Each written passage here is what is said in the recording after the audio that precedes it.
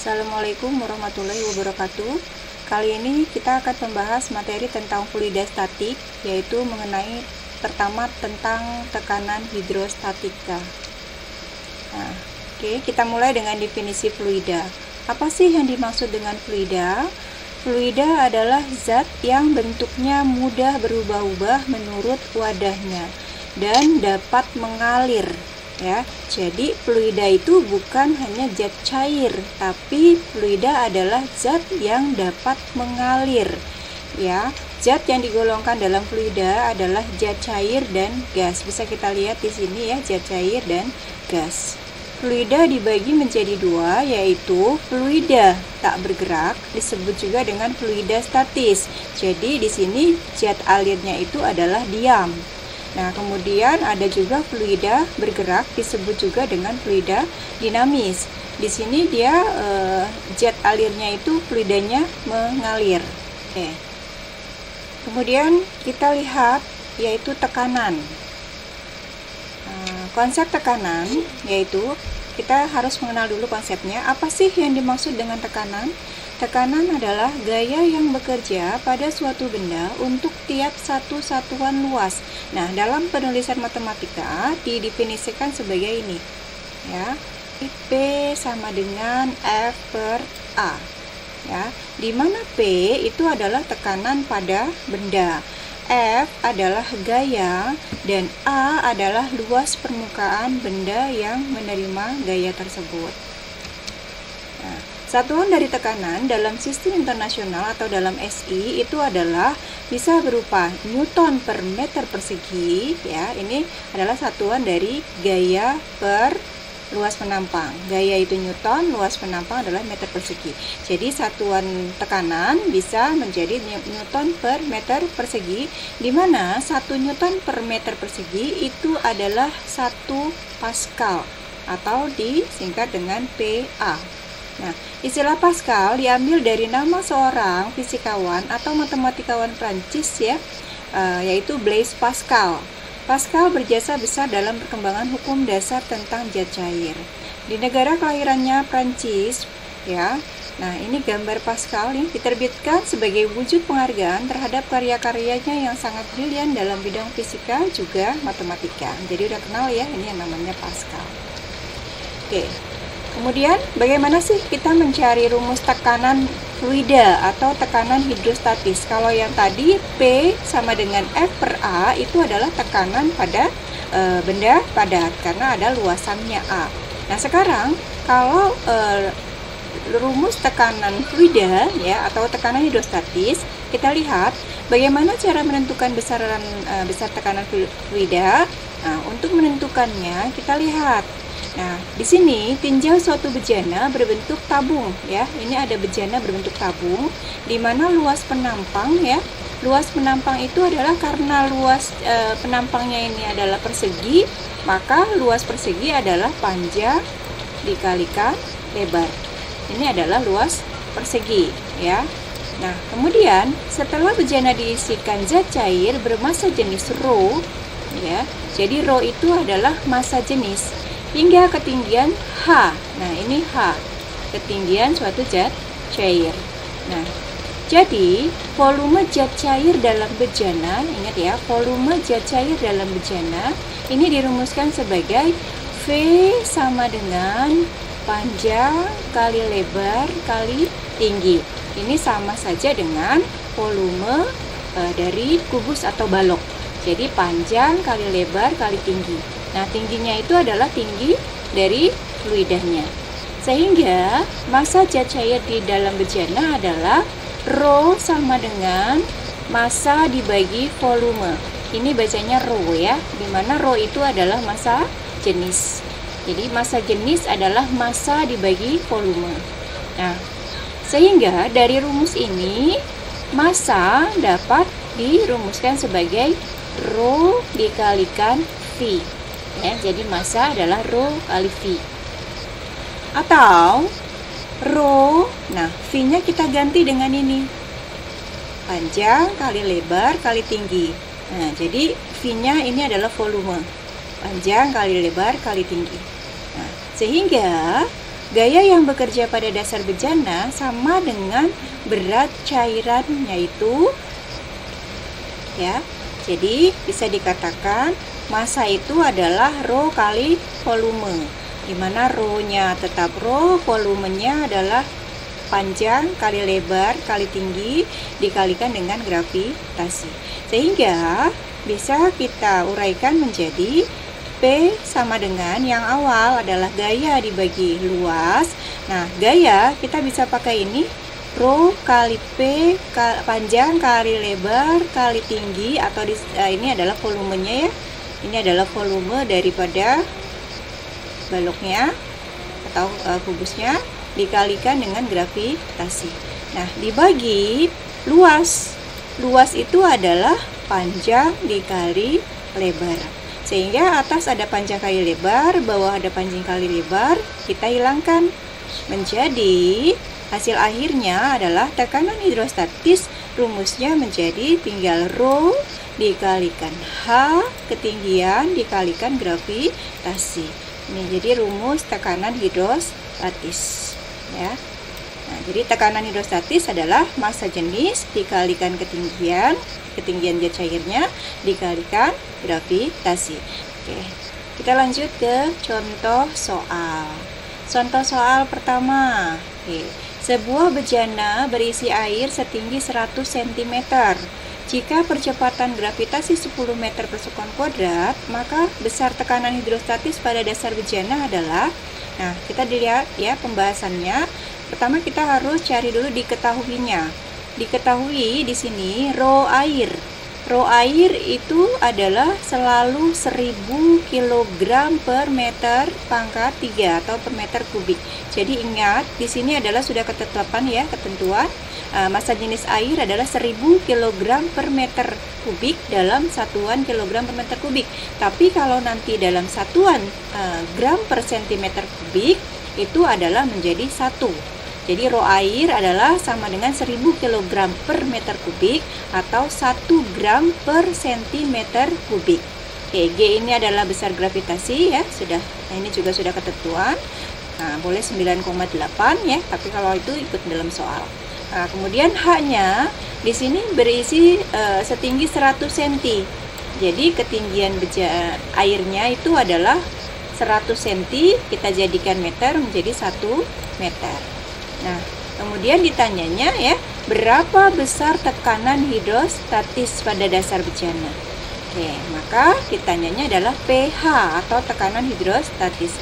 Tadi rumusnya sudah kita pelajari, yaitu rho kali G kali H. Massa jenis dikalikan gravitasi kalikan ketinggian zat cair. Nah, rho-nya masukkan 1000 karena kita pakainya MKS, gravitasinya 10, H-nya ketinggiannya 1 meter. Sehingga hasilnya adalah 10 pangkat 4 Newton per meter pangkat 2 atau Newton per meter persegi. Ya, itu satuan dari tekanan hidrostatis. Oke. Lanjut ke tekanan mutlak. Ya, tekanan mutlak pada suatu keadaan atau kedalaman zat cair ya. Di sini kalau berbicara tekanan mutlak maka harus ada di sini P0 ya. Nah, jadi di sini dilihat ya, dalam gambar ada titik P, kemudian ada tekanan udaranya P0 ya, kemudian ada ketinggian zat cairnya sampai titik P ya. Nah, maka tekanan mutlaknya itu adalah kita rumuskan sebagai P0 ditambah rho GH ya, atau P0 ditambah tekanan hidrostatis, ini rho GH. Nah, jika disebut tekanan pada suatu kedalaman tertentu, yang dimaksud itu adalah tekanan mutlak. Jadi kalau dia ada kedalaman tertentu ya di titik P, itu disebut dengan kedalaman mutlak. Jika tidak diketahui dalam soal ya, gunakan tekanan udara luar, itu P0 itu adalah 1 atm atau 1 atmosfer ya. 1 atmosfer itu sama dengan 76 cm Hg ya, cm air raksa.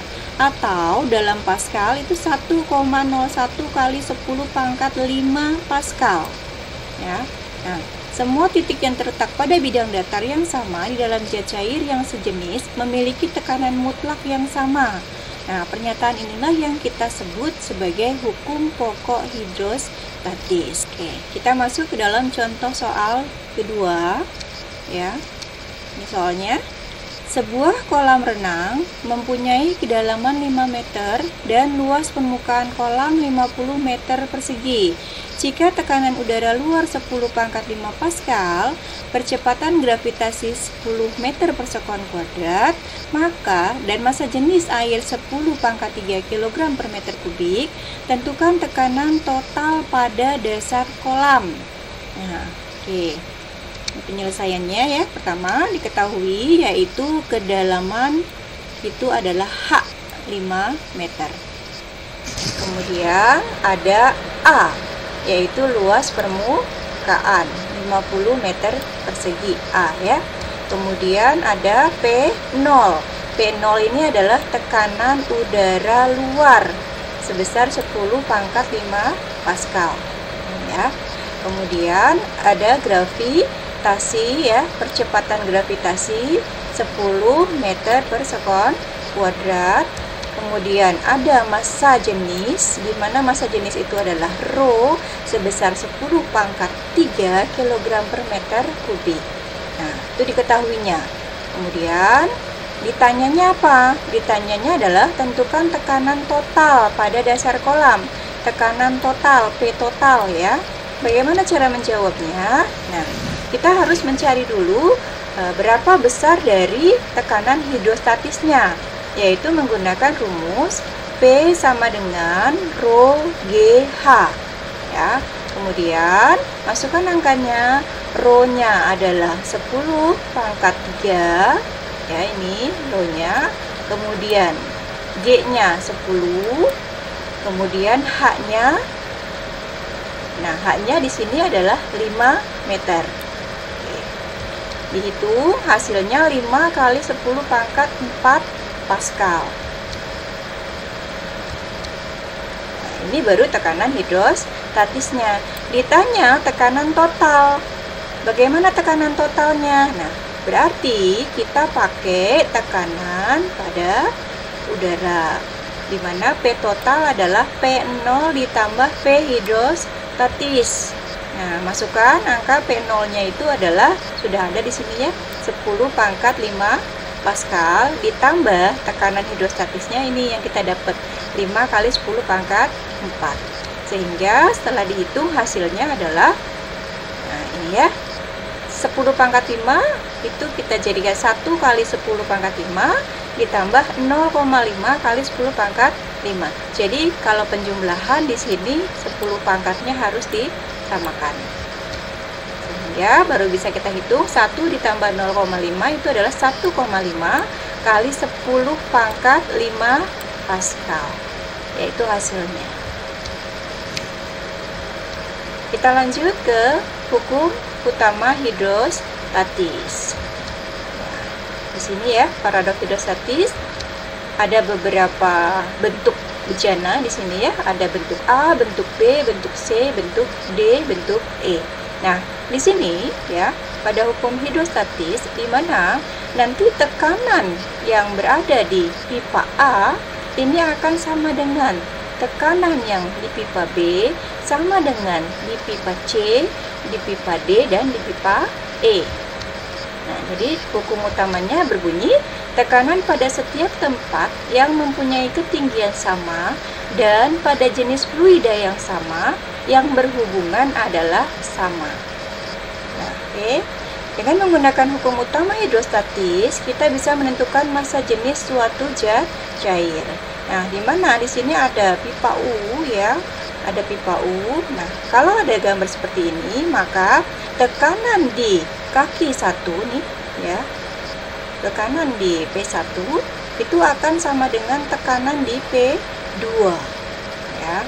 Jadi tekanan di kaki 1 sama dengan tekanan di kaki 2. Nah, tekanan hidrostatis seperti tadi sudah kita pelajari, rumusnya adalah Rho GH. Karena ini tekanan di pipa 1 kaki 1, sehingga Rho 1 G kali H1 sama dengan P2 sama dengan Rho 2 G kali H2. Nah, karena dia di sini gravitasinya sama, bisa dicoret sehingga tinggal Rho 1 H1 sama dengan Rho 2 H2. Atau kalau kita mau mencari massa jenis massa jenis zat cair kedua, yaitu sama dengan Rho 1 kali H1 dibagi H2. Kita masuk ke contoh soal ketiga. Ya, masih pada tekanan hidrostatis. Sebuah pipa U diisi dengan dua cairan yang berbeda seperti gambar berikut. Nah, di sini ada pipa U ya, cairannya berbeda, di mana jika massa jenis Rho 1 sama dengan 0,8 gram per cm kubik ya, dan Rho 2-nya 1 gram per cm kubik, atau di sini adalah Rho air ya, dan H1-nya 10 cm, maka tinggi H2 adalah, nah dilihat ya, ini pembahasannya.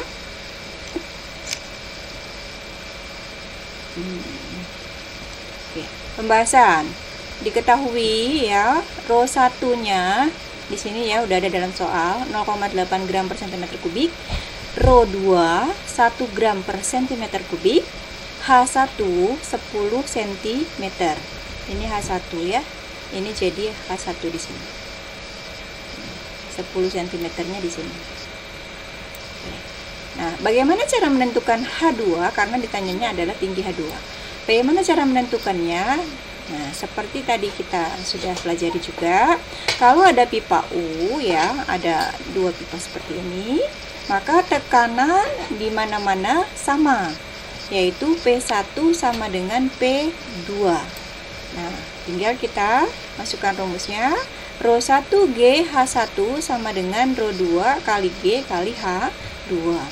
Kemudian masukkan angkanya. Rho 1-nya itu 0,8, G-nya 10, H1-nya itu adalah 10 cm ya, ini di sini.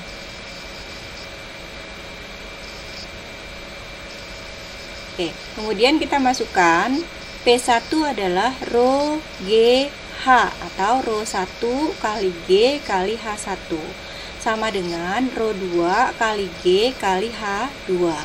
Rho-nya masuk 0,8, G-nya ini bisa kita coret ya karena di sini sama.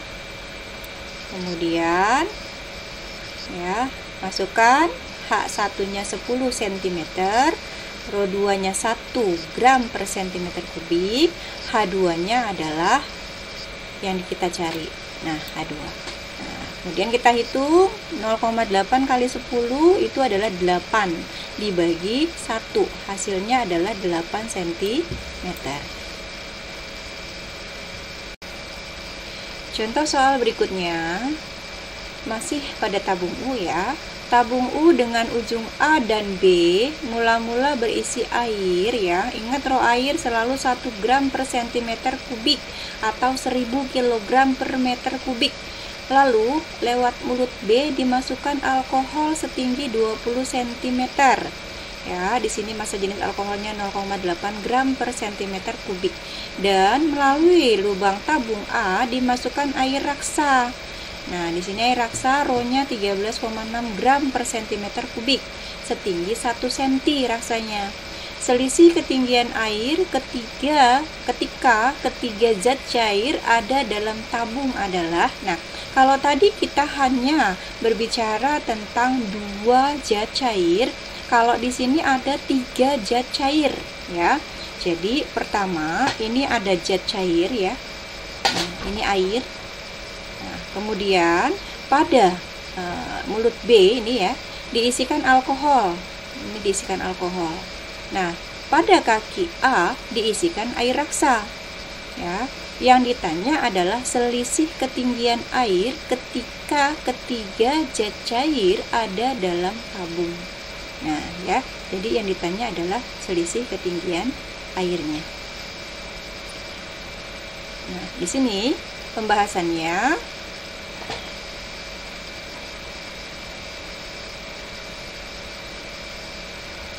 Oke, pembahasan.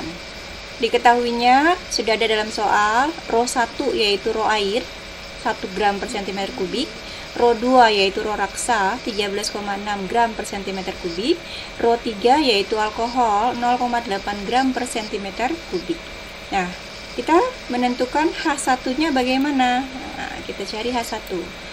Nah, kalau seperti ini, maka tadi kan P1 sama dengan P2, tekanan di mana-mana sama. Nah, karena di sini ada 3 zat cair, maka dilihat di sisi kiri.